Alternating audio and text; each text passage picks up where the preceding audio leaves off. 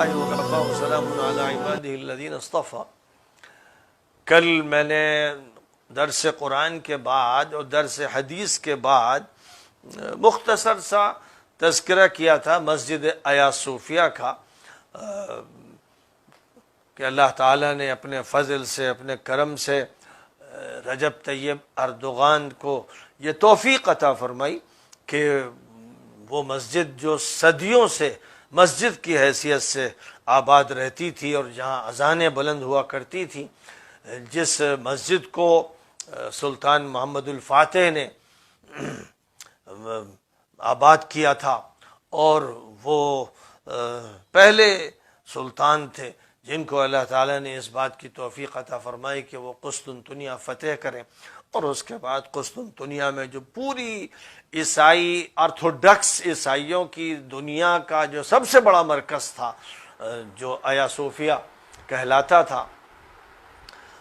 اس کو انہوں نے حاصل کیا، اور صرف اس کو ہی نہیں بلکہ متعدد کلیساؤں کو انہوں نے رقم دے کر حاصل کیا، یعنی ان کی ملکیت عیسائیوں سے حاصل کی۔ تقریباً آدھے چرچ اور کلیسا ان کے لیے چھوڑ دیے اور عیسائی ان کا استعمال کرتے رہے، کیونکہ محمد الفاتح نے قسطنطنیہ کو جب فتح کیا تو انہوں نے پوری کوشش کی کہ جہاں تک ممکن ہو سوائے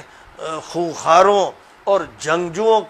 کے کسی اور سے ان کی لڑائی نہ ہو، انہوں نے سویلینز پر کوئی حملہ نہیں کیا، اور یہ مسلمانوں کا ہر دور میں طریقہ رہا۔ صلاح الدین ایوبی نے جس وقت بیت المقدس کو فتح کیا تو انہوں نے پوری کوشش کی کہ جو جنگجو ہیں، جو لڑ رہے ہیں، جنہوں نے ہمارے لوگوں کو مارا ہے، بس ان سے ہمارا مقابلہ ہو، جو عام سویلینز رہتے ہیں، شہری رہتے ہیں، ان کو کوئی نقصان نہ پہنچے۔ اسی طرح وہ لوگ جو صرف پجاری ہیں، جو اپنی عبادت میں مشغول ہیں، جو کلیسا میں عبادت میں وقت گزارتے ہیں، ان کو کوئی نقصان نہ پہنچایا جائے۔ یہ صلاح الدین ایوبی نے بھی کیا، اور اسلام کی یہی تاریخ ہے، پوری دنیا میں یہی تاریخ ہے، ایک امتیاز ہے مسلمانوں کا کہ جہاں پر بھی انہوں نے فتوحات حاصل کی ہیں وہاں انہوں نے صرف جنگجوؤں سے اور فوجیوں سے مقابلہ کیا ہے۔ ان کا جو مقابلہ تھا فوج کا فوج سے رہا، یہ کبھی نہیں ہوا کہ شہروں میں گھس کر انہوں نے عوام الناس کو نشانہ بنایا ہو اور ان کی املاک کو تباہ کیا ہو اور ان کی جانیں لی ہو۔ اگر کسی نے ایسا کیا تو ظاہر ہے کہ وہ اسلام کی نمائندگی نہیں کرتا تھا، اور مسلمان اس کو اپنا حاکم ماننے کے لیے تیار نہیں ہے۔ تو سلطان محمد الفاتح کا بھی یہی معاملہ رہا۔ میں نے کل اس پر گفتگو کی تھی، اور غلطی سے میری زبان سے یہ نکلا کہ 6 صدی میں انہوں نے اس کو فتح کیا، لیکن یہ بات صحیح نہیں ہے۔ سلطان محمد الفاتح کا جو دور حکومت رہا ہے وہ 855 سے 886 ہجری تک کا رہا ہے، اور ان کو جب حکومت ملی تھی تو وہ 22 سال کے تھے، اور اللہ تعالیٰ نے پھر ان کے دل و دماغ میں یہ بات ایسی ڈال دی حضور پاک علیہ الصلاۃ والسلام کی ایک حدیث کی وجہ سے کہ قسطنطنیہ مجھے فتح کرنا ہے۔ استنبول کی جو فتح، اور خاص طور پر استنبول میں بھی اس قلعے کی فتح جو مرکز کی حیثیت رکھتا تھا، اس قلعے کی فتح کا ان کے دل میں ایک ایسا جذبہ پیدا ہوا، جس جذبے کو پھر وہ فروغ دیتے چلے گئے، اور کوئی بھی کوشش نہ اپنے اندر کے لوگوں کی نہ باہر کے لوگوں کی ان کو اس راستے سے ہٹا نہیں سکی۔ ایک عزم مصمم تھا۔ حدیث یہ تھی کہ حضور پاک علیہ الصلاۃ والسلام نے مستقبل کے بارے میں جو باتیں ارشاد فرمائی، بہت سی پیشین گوئیاں فرمائی، انہی میں سے ایک پیشین گوئی آپ نے فرمائی کہ لَتَفْتَحُنَّ الْقُسْطَنطِينِيَّةَ وَنِعْمَ الْأَمِيرُ أَمِيرُهَا وَنِعْمَ الْجَيْشُ ذَلِكَ الْجَيْشُ۔ فرمایا تھا کہ تم لوگ، اے مسلمانوں، تم لوگ قسطنطنیہ کو فتح کرو گے، اور جو اس جنگ کا قائد ہوگا وہ بڑا اچھا قائد ہوگا، اور جو لشکر ہوگا بڑا اچھا لشکر ہوگا۔ نبی اکرم صلی اللہ علیہ وسلم نے کیونکہ اس کے بارے میں پیشین گوئی کے ساتھ جو اجر اور جو ثواب اور جو حیثیت ذکر فرمائی، اس کا یہ نتیجہ تھا کہ کوشش حضرت عثمان کے دور سے اس کی فتح کی ہوتی رہی اور تسلسل چلتا رہا۔ مسلمانوں نے بڑی قربانیاں دی، 800 سال تک مسلمان قربانی دیتے رہے اور اس علاقے کی طرف لشکر کشی کرتے رہے، لیکن اللہ تعالیٰ کو کچھ اور منظور تھا۔ 8ویں صدی کی ابتدا سے، یعنی 699 کے بعد، یوں سمجھیے کہ 701 سے جو دور شروع ہوا ہے یہ عثمانیوں کا دور ہے، اور عثمانیوں کا دور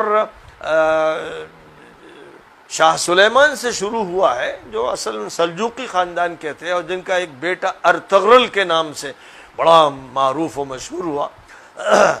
وہ بیٹا تھا جس کو اللہ تعالیٰ نے عثمان نامی اولاد عطا فرمائی، بیٹا عطا فرمایا، اور یہ جو عثمان ہیں ارطغرل کے بیٹے، یہ سلطنت عثمانیہ کے بانی بنے۔ تو اس طرح سے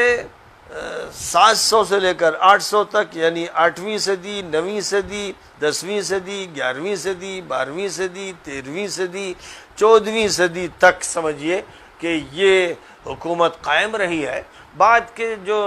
150-200 سال ہیں اس میں حکومت زوال کی طرف مائل ہوتی چلی گئی اور یورپ کو اٹھنے کا موقع ملا، اور اس کے بعد پھر جو صورتحال سامنے آئی ہے، خاص طور پر عیسوی سن کے اعتبار سے 1923 میں ایک دونم قبیلے کا یہودی کمانڈر جو چالاکی سے فوج میں داخل ہوا اور اس کو کمانڈر شپ حاصل ہو گئی، جس کو مصطفیٰ کمال کے نام سے جانا جاتا ہے، اس شخص نے فوج پر قبضہ کر کے فوجی انقلاب برپا کرنے کے بعد خلافت عثمانیہ کا خاتمہ کر دیا اور سلطان عبدالحمید ثانی عثمانی کو گرفتار کروایا۔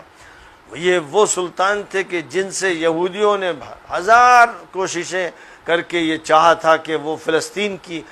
زمین کا کچھ حصہ ان کو دے دیں، تو سلطان عبدالحمید عثمانی نے کہا تھا کہ میری لاش پر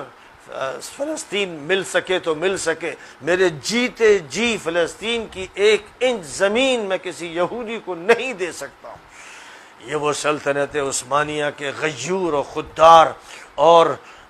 جعلی سلاطین تھے جن کی خدمات کا تعلق پورے عالم اسلامی سے رہا۔ وہ کسی ایک ملک کو صرف نہیں دیکھ رہے تھے، بلکہ اللہ تعالیٰ نے ان کو یہ توفیق عطا فرمائی تھی کہ وہ پورے عالم اسلامی پر نگاہ رکھیں، اور جو خلافت تھی، خلافت عباسیہ کا جو امتداد تھا اور تاتاریوں نے جس کا خاتمہ کر دیا 7ویں صدی ہجری میں کے درمیان میں، جس حکومت کا خاتمہ ہو گیا، اب اس کے بعد وراثت جو ملی ہے وہ عثمانیوں کو ملی ہے، اور انہوں نے 100 سال کے بعد، 150 سال کے بعد جب سلطان محمد الفاتح کے ہاتھ میں حکومت آئی، اور 855 سے لے کر 886 تک کا یہ دور ہے، 9ویں صدی ہجری کا دور ہے۔ تو اس 9ویں صدی ہجری کے دور میں، اور یہ دور 15ویں صدی عیسوی کا ہے، یہ وہ دور ہے جس میں ان پر بس یہ دھن سوار تھی کہ نبی پاک علیہ السلام کی حدیث کا کاش کہ میں مصداق بن جاؤں، اور انہوں نے پھر اس کے لیے جو جدوجہد، جو قربانیاں دی ہیں وہ اتنی زبردست ہیں، جن کے لیے پھر اللہ تعالیٰ کی طرف سے قبولیت کا حکم نازل ہو گیا، اور 15 جمادی الاولیٰ 857 ہجری میں قسطنطنیہ فتح کر لیا گیا۔ قسطنطنیہ کو استنبول، جس کو بعد میں کہا گیا، وہ اصلاً اسلامبول ہے، جو پھر بعد میں استنبول بن گیا، ورنہ نام جو رکھا گیا تھا اسلام کی نسبت سے اسلامبول، یعنی اسلام کا علاقہ، یہ اس کا نام قرار دیا گیا تھا۔ تو بہرحال انہوں نے جب استنبول کو فتح کیا اور قلعے کو فتح کیا، جس کی بڑی عظیم داستان ہے اور بڑی حیرت انگیز ہے، بہت ہی تعجب خیز ہے، جس کے واقعات ایسا لگتا ہے جیسے خارق عادت ہوں، عجوبہ ہوں، لیکن بہرحال جب انسان ارادہ کرتا ہے، فیصلہ کرتا ہے تو اللہ تعالیٰ کی مدد ہوتی ہے۔ تو 857 ہجری میں انہوں نے اس کو فتح کیا، اور اس کے بعد عیسائیوں کو انہوں نے امان دیا، انہوں نے عام عیسائیوں اور شہریوں کو کوئی نقصان نہیں پہنچایا، ان کے کلیساؤں کو اسی طرح برقرار رہنے دیا گیا، اور ان کو حق دیا گیا کہ وہ اپنی عبادت کریں، اور جو ان کے پرسنل لاز ہیں ان کو تحفظ دیا گیا۔ جہاں تک آیا صوفیہ کا اور کچھ گرجاؤں کا تعلق ہے، ان کو انہوں نے خریدا، عیسائیوں سے خریدا، اور یہ ایک ایسا واقعہ ہے جو جاننے والوں کے لیے معمول کے مطابق ہے۔ آج سینکڑوں مسجدیں ہیں برطانیہ میں، فرانس میں، امریکہ میں، جو گرجا خرید کر بنائی گئی، اور میں دسیوں ایسی مسجدوں میں نماز پڑھ چکا ہوں جو پہلے گرجا تھی، برطانیہ میں، فرانس میں، جرمنی میں، اور دنیا کے مختلف ملکوں میں میرا جانا ہوا اور دیکھنا ہوا کہ گرجاؤں کو مسجد میں منتقل کیا گیا۔ ظاہر ہے کہ مسلمان تو وہاں اقلیت میں ہیں اور کمزور ہیں، اور جن ملکوں سے تعلق رکھتے ہیں وہ ملک مجبور رہے ہیں، سامراج کا شکار رہے ہیں، لیکن مسلمانوں نے کوشش کر کے اور رقم جمع کر کے جو قریب کے عیسائی تھے ان کو رقم دی۔ وہ اپنا گرجا بیچنا چاہتے تھے کیونکہ گرجا خالی پڑا تھا، اب گرجا میں لوگ آتے ہی نہیں، اور یہ 20 سال سے یہ صورتحال ہے کہ گرجا ویران ہو گئے۔ اب ان کی ویرانی کے بعد وہ پریشان تھے کہ کوئی پوجا کرنے، کوئی عبادت کرنے، کوئی پریئر کرنے آ ہی نہیں رہا ہے، تو اب ان کو لے کر سنبھالنے کی ضرورت نہیں ہے، اور ان پر خرچے بہت زیادہ ہیں، بڑی بڑی بلڈنگیں، تو وہ بلڈنگیں انہوں نے لوگوں کے ہاتھ بھیج دی، اور خاص طور پر مسلمانوں نے اس سلسلے میں پیش قدمی کی۔ انہوں نے جو بھی رقم وہ جمع کر سکے ان کے مطالبے کے مطابق وہ رقمیں ان کو دی، اور ان سے گرجے حاصل کیے۔ آج بہت سے گرجا گھر ہیں جہاں مسجدیں چل رہی ہیں، بہت سے ایسے ہیں جہاں اسکول چل رہے ہیں، اسلامک اسکول چل رہے ہیں، اور ایسے گرجا گھر موجود ہیں جہاں دینی تعلیمی ادارے چل رہے ہیں۔ تو یہ ایک ایسا معمول ہے جس کو آج کی دنیا جانتی ہے، اور اس کا تجربہ یورپ کے مسلمانوں کو ہوا ہے۔ تو ایسے ہی انہوں نے ان مسجدوں کو، ان کلیساؤں کو خرید لیا تھا، اور ان کو وقف کی حیثیت دے دی تھی۔ پھر سلطان محمد الفاتح نے باقاعدہ وقف نامہ لکھوایا جس میں اس بات کی وضاحت کی کہ یہ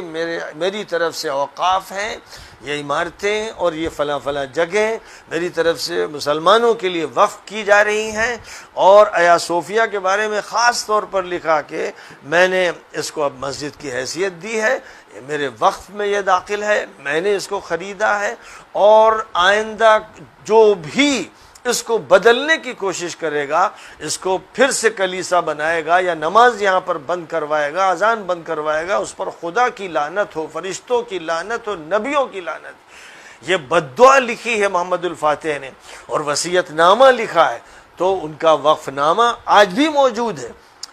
اور سوشل میڈیا پر ترکی کی طرف سے سرکاری میڈیا پر بھی وہ وقف نامہ دکھایا بھی گیا ہے۔ تو 9ویں صدی سے لے کر آج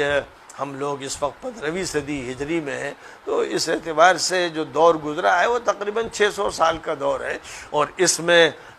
چیزوں کو محفوظ رکھا گیا ہے۔ سلطان محمد الفاتح کی قبر اور ان کے جو اوقاف ہیں وہ سب محفوظ ہیں۔ جو اس میں بگاڑ پیدا کیا تھا مصطفیٰ کمال اور اس کے ٹولے نے، اب اس کو ختم کرنے اور پھر دوبارہ سلطان محمد الفاتح کی وصیت کے مطابق عمل کرنے کی ایک کوشش شروع کی گئی ہے، اور سلطنت عثمانیہ کا جو وقار تھا، جو اس کی حیثیت تھی، جو عظمت تھی، اس کو دوبارہ حاصل کرنے کی کوششیں بہت سے مصلحین نے شروع کی، جن میں جناب نجم الدین اربکان رحمۃ اللہ علیہ کا سب سے بڑا دخل ہے۔ انہوں نے سیاسی اعتبار سے، معاشی اعتبار سے، تنظیمی اعتبار سے زبردست کوششیں کی، اور ظالم مجرم اور ایجنٹ فوج نے 2 مرتبہ ان کی پارلیمنٹ کو توڑا اور ان کو جیل میں رکھا، لیکن وہ اپنے عہد کے پکے رہے، اور جب تک جیتے رہے وہ اسی کے لیے کام کرتے رہے۔ پھر اللہ تعالیٰ نے ان کے شاگرد رشید رجب طیب اردگان سے یہ کام لیا ہے، اور ہم سب کی پوری ملت کی دعائیں ہیں کہ اللہ تعالیٰ ان سے وہ کام لے کے خلافت عثمانیہ کا جو دور ہے، ماضی کا جو ان کا دور ہے، جو ان کا شاندار عہد رفتہ ہے، وہ پھر واپس آئے۔ مسلمانوں کو چاہیے کہ اس کے لیے وہ دعا کریں، کیونکہ ظاہر ہے کہ بغیر خلافت کے مسلمانوں کی جو زندگی ہے وہ جاہلیت کی زندگی ہے۔ حضور پاک علیہ الصلاۃ والسلام نے اس کو لازمی قرار دیا ہے کہ مسلمانوں کا کوئی ایک خلیفہ ہو، اور اب جو مسلمانوں کی حکومتیں ہیں، اور سب سے زیادہ وہ حکومت کے جو جزیرۃ العرب میں یعنی حرمین کی سرزمین پر قائم ہے، وہ کھلے بندوں، پہلے چھپ کر اب کھلے بندوں، وہ یہودیوں کی ایجنٹ ہیں۔ اور یہ بات اب اتنی زیادہ واضح ہو چکی ہے، اور انہوں نے بھی اپنی بے شرمی اور بے حیائی کا اتنا ثبوت دیا ہے کہ وہ اور ان کے جو بھی حوالی موالی ہیں، جو الائنس ہے ان کا، اس نے بس یہی فیصلہ کر رکھا ہے کہ کسی اسلامی تحریک کو برپا نہیں ہونے دینا ہے، کسی اسلامی جماعت کو چلنے نہیں دینا ہے، اور ترکی کو آگے بڑھنے نہیں دینا ہے، اور جو بھی ترکی کے خلاف ہو اس کی مدد کرنا ہے۔ یہ اس وقت کی ایک ایسی گندی ناپاک سیاست ہے، اور ایک ایسا عمل ہے کہ جس نے صلیبیت اور صہیونیت کی ایک ایجنسی کے ایسے نمونے پیش کر رکھے ہیں، اور وہ بھی سرزمین حرمین میں، کہ مسلمانوں کا دل دکھا ہوا ہے، ان کا جسم زخمی ہے، مسلسل ان پر چوٹیں لگ رہی ہیں۔ جو بھی رپورٹس دیکھتے ہیں، اور جو بھی ٹی وی اسٹیشنز کی چیزیں بھی سنتے ہیں، اور جن کے پاس بھی وثائق اور ڈاکومنٹریز اور معلومات ہیں، جو کچھ یورپ میں شائع ہوتا رہتا ہے، براڈ کاسٹ کیا جاتا ہے، اور جو دیگر ملکوں سے خبریں آتی ہیں، اور جو خود سعودی حکومت کی طرف سے بیانات آ رہے ہیں اور اقدامات ہو رہے ہیں، وہ اس بات کے کھلے ثبوت ہیں کہ انہوں نے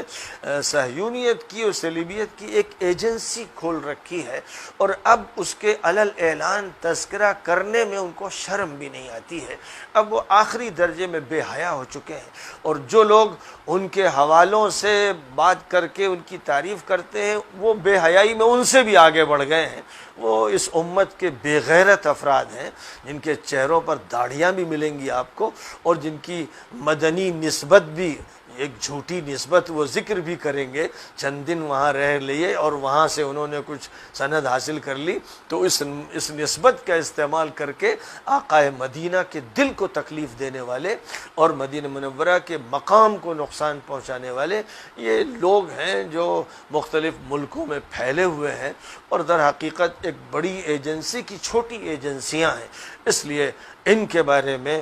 چوکنا رہنا چاہیے، اور اپنی بیداری کا اور امت کی وحدت کا ثبوت دینا چاہیے، تاکہ یہ امت پوری دنیا میں جہاں جہاں آباد ہے ایک اکائی کی طرح اور جسم واحد کی طرح اپنی مضبوطی کو اور قوت کو اور اپنے اتحاد کو پیش کرتی رہے۔ وآخر دعوانا ان الحمد للہ رب العالمین۔